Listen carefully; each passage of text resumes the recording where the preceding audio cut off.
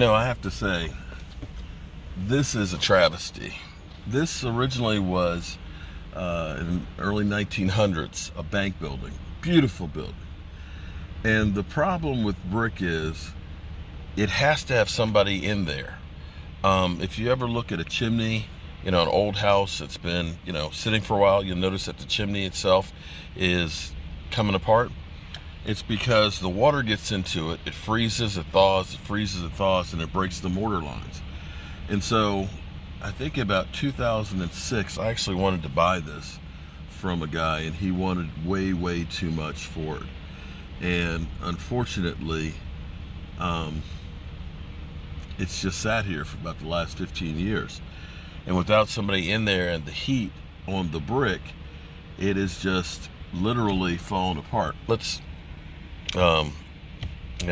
just falling apart, and it's beyond salvaging at this point. You can see how the front of this is just blown out, and all of this is crumbling, and it's sinking in the middle. It was once a beautiful building. You look at the bricks with the X's on the top of it, the detail that was put into it, the curved bricks, the moldings at the top of the building. This is what I actually hate to see happen. Man, now it's worthless. The only thing they can do with this now is bulldoze it over. And the power lines being so close, heck, they got to worry about if this thing's going to fall into it or fall over and hit the power lines and stuff. Sad. Well, I'm glad the red brick house didn't end up that way. I'm going to address something I probably really should just avoid, because there's always going to be people out there that are haters.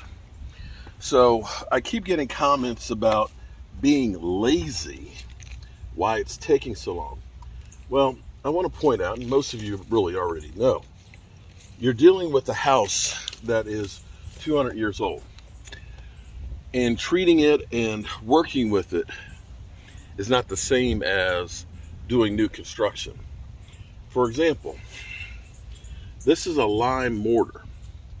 When you go through, you can't just go to Home Depot and buy regular mortar. You've got to actually make lime plaster mortar to go into these, so that way you don't destroy it.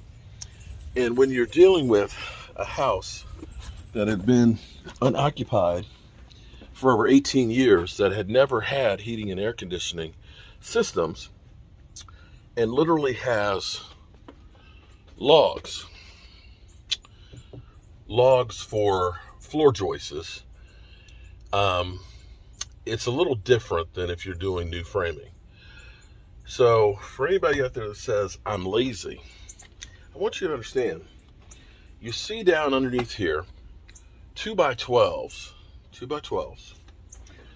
okay, that have been put in, 16 footers, built in place in here to shore up this floor.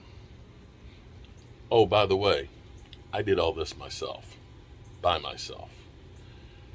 Typically, if you were doing a project like this, you're going to have an electrical company, because electricians come out and do that. You'll have an HVAC company to come out and do their work. You'll have, of course, framing crew. You'll have a drywall crew.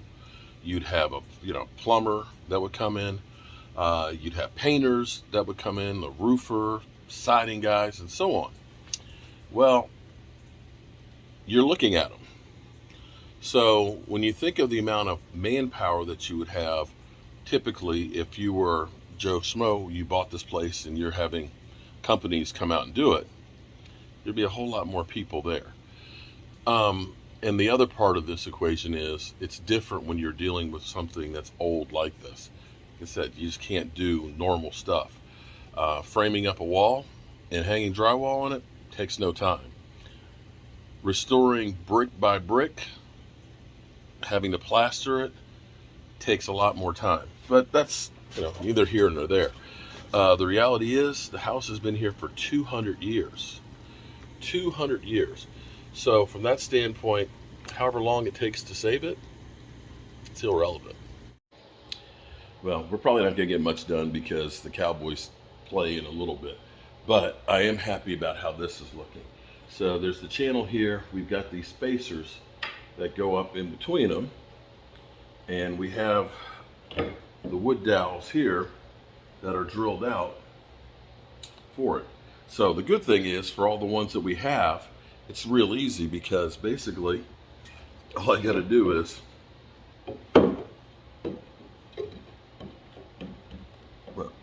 clean that out a little bit.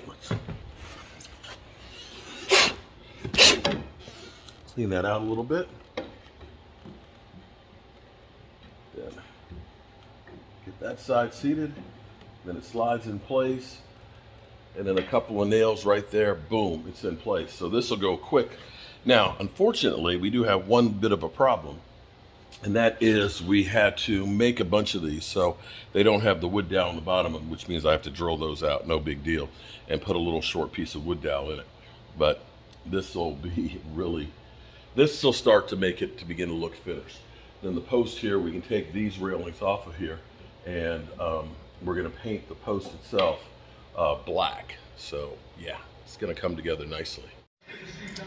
Wow, just like that, we've got those. So those are all the ones that have the dowels in them. I'm going to have to start drilling and putting wood dowels. I have a wood dowel, but I've got to get ready for my game. So we'll be back later.